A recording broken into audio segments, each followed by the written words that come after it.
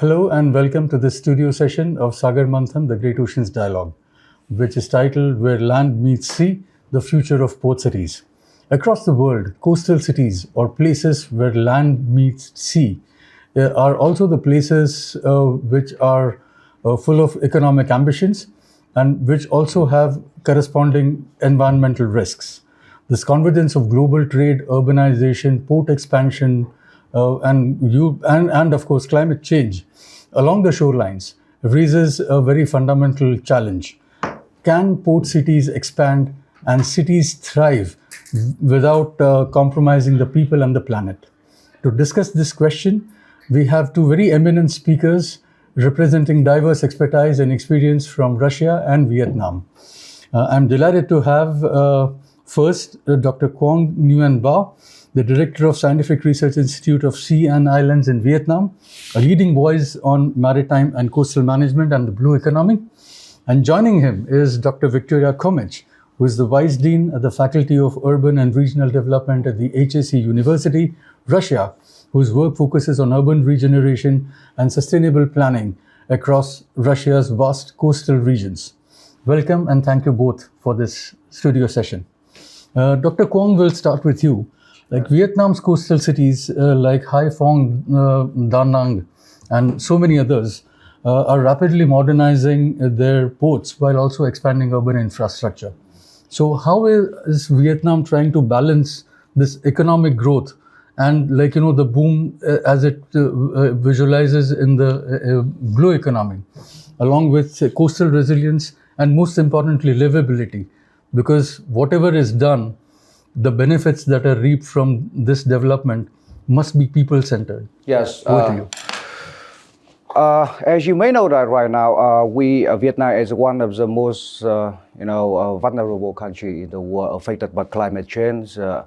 We lost, every 700 hectares every year because of sea level rise. And of course, right now we apply kind of national maritime strategy in order to balance development and the environmental protection.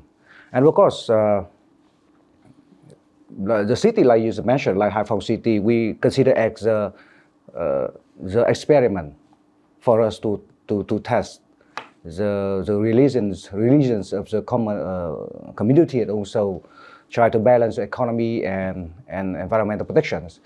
For example, in Hai Phong City, we try to apply kind of smart port.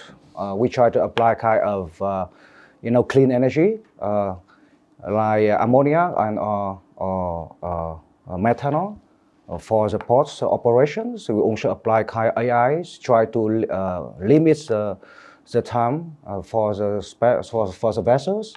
We also try to, in terms of community, we try to provide them the vocational training in order to make them adaptive to the new circumstances, because we don't want to be left behind, because we cannot have a development without the equal beneficial for the people. So that's why we try to apply those measures. So in terms of that. That's great. Yes, and for some Ho Chi Minh City, you mentioned Ho Chi Minh City. Right now in Ho Chi Minh City, they apply the so-called grid-based strategy, in which they try to apply kind of in the ports, they try to create a buffer zones between the port and the urban area, in which they try to set up a walkable neighborhoods area where people can come there, enjoy. Every Saturday night, you can enjoy the atmosphere there, or they can create area becomes a tourism areas where Wonderful. the foreign investor can come enjoy that. So they try to combine the aspect of tourism, economics of the aspect of port, and also the social life. So I think it's very great so far until now. In order and in doing so also enhance the open and green spaces for the people to enjoy. Yes, exactly. Yes, exactly. That's wonderful. Yes. And so, Dr. Komich, do you see any parallels in Russia as to how, your city planners are linking port modernization with the renewal of city spaces and waterfronts? Well, yeah, actually, Russia is a very large country, so we have more than 60 seaports across the country. So, and actually also focus on environment protection now. And coastal cities, they have a unique opportunity to use the blue economy approaches and to understand how to use these approaches in different places and different cities across the country. We mainly use some comprehensive approaches. It's a kind of dialogue with the government and the municipal authorities and some actors who is creating some master plans and some strategies for these seaports development and the coastal cities. And actually, we also have some strategic plans, like strategy for the development of the seaport infrastructure until 2030, and including modernization and some environment approaches. And so we mainly also focus on communities. So we are trying to interact with people, understand their opinions, because people from coastal cities, they have some special ideology. They are trying to protect their environment. So that's why it is important to make some connection between authorities and government and some master planning and urban planning institutions like we do. And yeah, master plan is an important instrument for, for such regions. Yes, And as we now we think that like seaports and coastal cities like windows to the ocean, and actually taking into account some environmental changes and climate changes, we should also take into account that it's also the result of human impact to the environment. So that is why maybe some logical step is to create some green regions and green infrastructure in these territories. So maybe we should think like rethinking connectivity, like seaports should be like green regions and green cities in the future, because it's a logical step, because everything is going from human impact to the ocean. Right, and as you very rightly said, both your countries have extensive coastlines and very complex governance systems. And what we normally do is that, while local governments come up with major master planning and development plans, which are 20-year window or whatever, but they somehow lack the intended implementation, just because there are too many agencies involved at the central level, at the sub-regional or the sub-national level, and then there is a city government. And also when it comes to climate change and resilience, there are other separate agencies which are all working for the same objective, but with different approaches or maybe fragmented approaches. So Dr. Kwong, maybe you can share how you are trying to coordinate across all of these verticals who are there for the same cause but might have their own separate agendas, to make a cohesive planning framework that is really implementable. Yeah. I find that Vietnam and Russia have the same thing, that we have the master plan in which we have a national master plan in which maritime spatial planning apply from this time to 2030 until 2045. So in order to make Vietnam become maritime power in the region. So yes, you choose that we cannot have a kind of maritime power if we have fragmented coordinated agencies. So yes, right now we see the challenges in terms of how to coordinate effectively amongst so many inter-governmental agencies from the central to provincial. Particular is a local authority in terms of governing ports. So it's a challenging right now. Right now, our PM, our Prime Minister, Mr. Pham Minh Chinh, trying to apply kind of implement effectively the national master plan in order to coordinate effectively, more effectively, the governmental agency from the central, from the top to the bottom of the hierarchy of the government.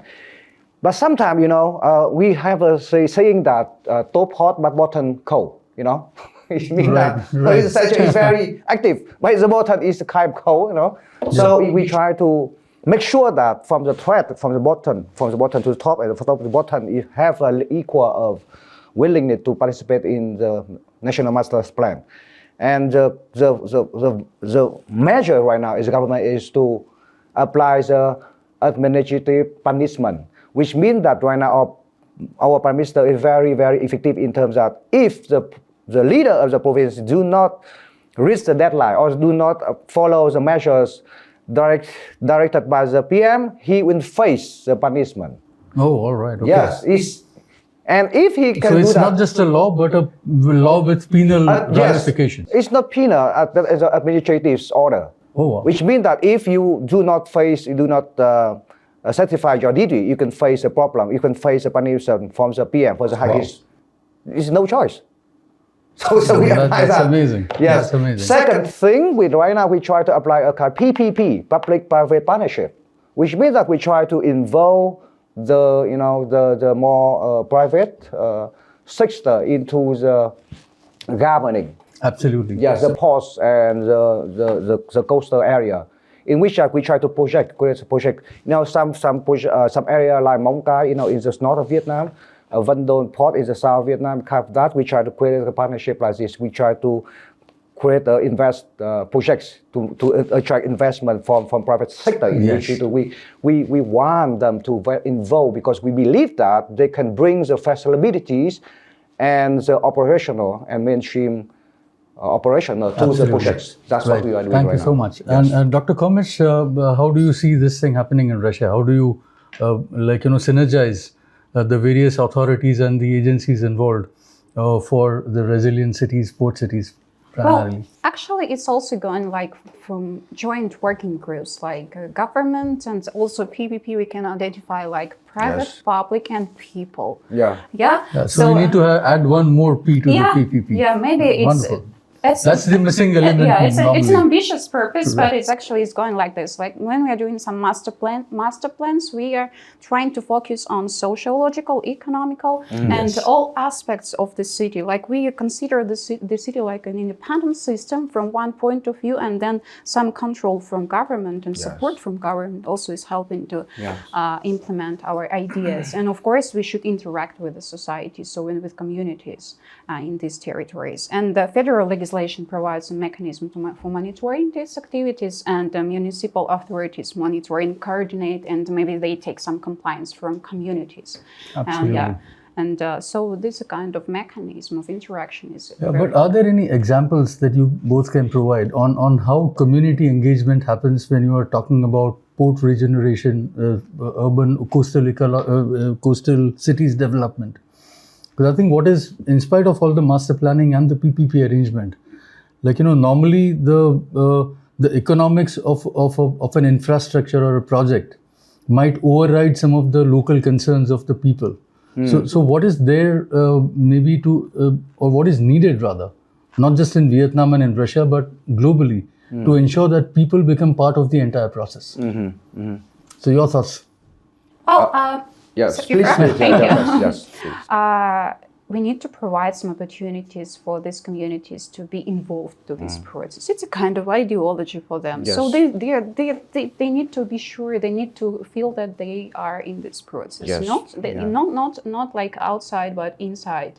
So their opinions are like some ideas for their future territories development, right? So and for future generation, Right. For their mind is important, and for their ideology is important. Right. Yeah. Your thoughts?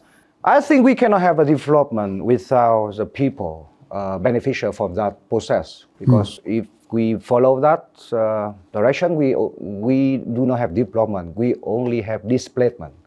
So that's why I believe that I totally agree with Dr. Coleridge's opinion about we should and we have to bring the people involved in that process. The question how?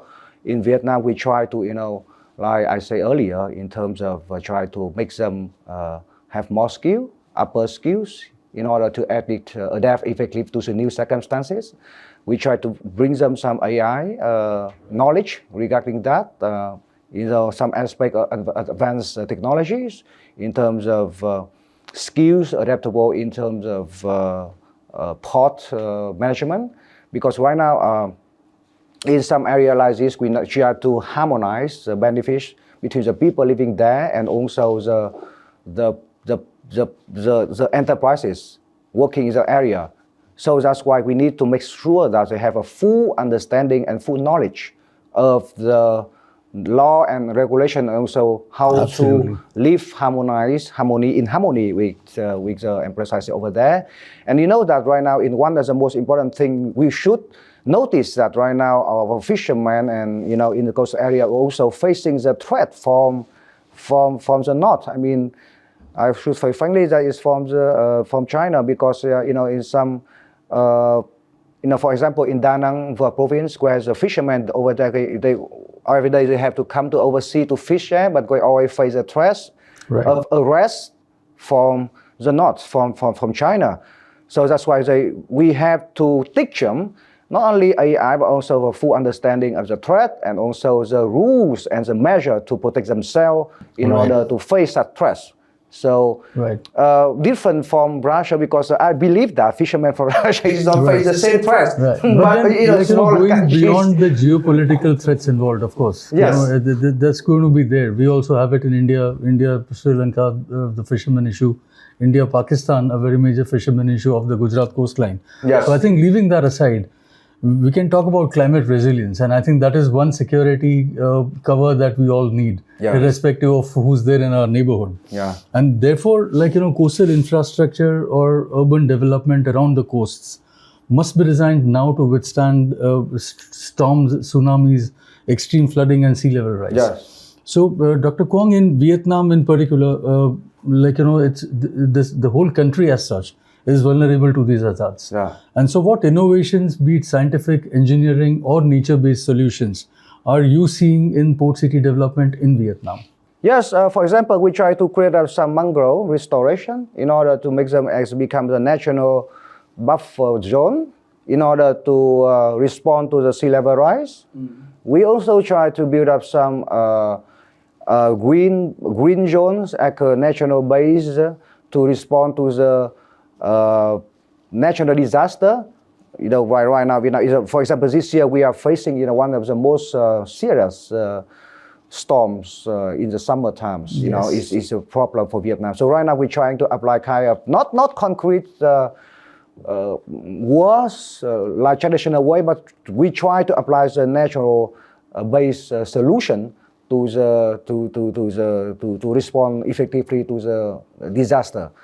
So that's have been applied in our national master plan already. Right. Yes. Right. So that's what we are doing right now to Yeah, great. respond effectively to the natural disaster right now. And I Yes. think this is something that can set a model if you get the right results for all the rest of the coastal cities around the world, especially in Mumbai, where we are. Yeah. As a coastal city and India with a vast peninsular coastline. Yes. I think these are some of the common challenges that not just Vietnam or Russia, but the whole world Exactly. face. Yeah. Right. And Dr. Kamich, similarly, Russia too has very harsh Arctic and Baltic environments. And so how sustainability and adaptive design are being embedded in port city development or planning frameworks? Well, yes, we are also striving for transition using some low carbon technologies, of course, and reduce some impact of human activities in the seaports. And also we are looking for some new ways and technological innovations to reduce this impact of human activities. And when we build new infrastructure and some seaports hubs, just like Port Vostochny in Vladivostok, is besides terminal expansion, and we are creating some new storage facilities, and we optimize some of logistics processes there. So it's also comprehensive approach, actually. So yeah, and different technological approaches now are giving us a lot of chances to reduce our impact to the sea and flora and fauna and protect some biodiversity of this environment. Right. And beyond infrastructure, I think the other very crucial side is the social side of the whole gamut. So how can port city growth regenerate inclusive development and ensure that communities near or on the waterfront benefit from these developments rather than being victims of it? So your experiences from Vietnam, Dr. Kwong. Yes. Right now we try to firstly, we would like to let them understand fully about the process, about the plan the national is doing. Because we cannot have the people involved without their knowledge, without their fully understand about the process, right? So firstly, we like to train them We provide, for example, every year we try to make sure that we teach them for some from conferences, for workshop. We try to involve the leaders of the local communities and make sure that after the conferences, the leaders can come to their each house, each family to talk, to transform knowledge about this process to the local families. Secondly, we should like to make sure that they can involve in projects. We create some green projects in which we try to make sure that they can get involved in some projects. Right. For example, to building some mangrove restoration projects, we try to make sure that, okay, you can come, we can get the profit from that projects. And also using the indigenous knowledge systems that they have. Exactly. The native population of those cities. Exactly. But before that, we make sure understand, and then we get involved in the projects. Right. Through the PPP project, public-private partnership. It's one of the conditions to make sure to make the favorable condition, favorable funding for that project if they can get involved the people. Absolutely. Yes. And Dr. Komich, similarly, what are the lessons from Russia? Then when we talk about Russia, like Vladivostok or St. Petersburg, they are industrial port townships or industrial port cities. So how can the measures there can guide inclusive redevelopment in other geographies of the world?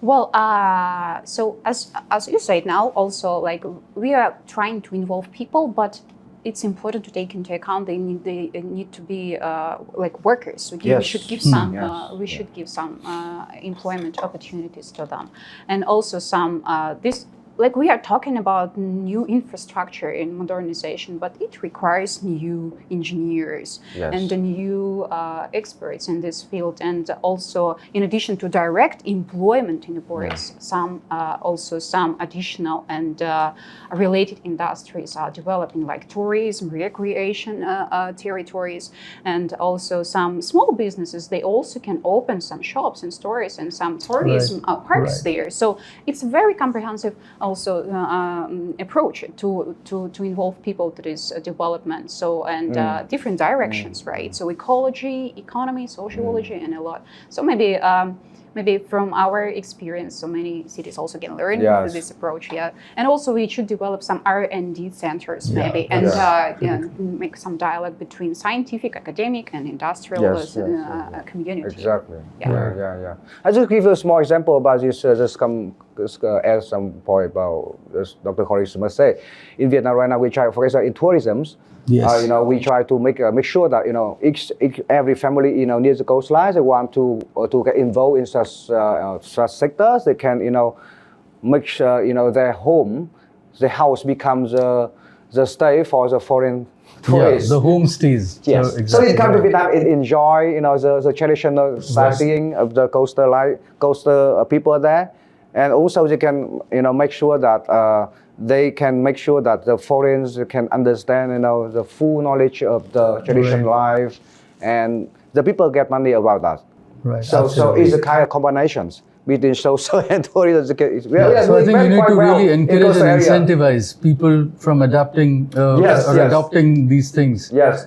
Right. Yes, and the result of this is economic development. Yes, in this region. It's very lucrative, very lucrative. Like some fishermen told me that they would like to change their life. They don't want to go to the sea anymore. I asked them why, because they said because it's so much money. I can get for fun.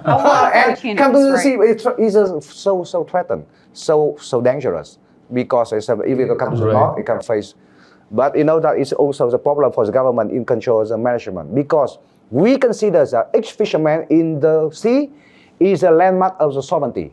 Absolutely. So we need to balance that, That's true. And if we step back and adopt a global lens, then what is that one, I think, priority that coastal cities across the globe in the next decade must really pursue to become really future ready, sustainable, and resilient and inclusive? Yes. So I think one transformative idea, whether it's a planning model, a policy innovation, a technological innovation, or a new partnership, a PPP model maybe, that one could learn from. Dr. Komich, to you. Yes.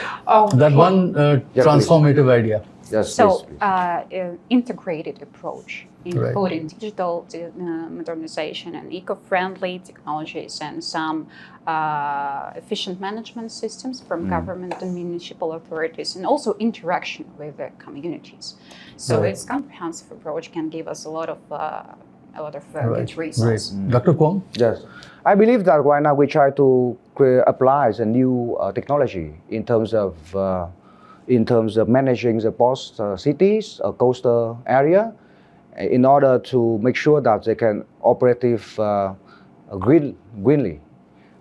Because I believe that without applying the new technology, we cannot have full streamlining of operation of the coastal area. Right. And besides this, we would like to have more cooperation with the like-minded sports in the world, like Mumbai, in order to gain experiences, and also from Vladivostok, we also have a kind of partnerships like this. In Da Nang we have some kind of partnership with the port. So we would like to gain experiences in managing the ports, but not day by day, but months, the long term. Yes, the long term. Absolutely. Yes. So thank you, Dr. Kong and Dr. Komich, for those very rich perspectives. Yes. And your insights make it very clear that port cities, the future of port cities lies in integration.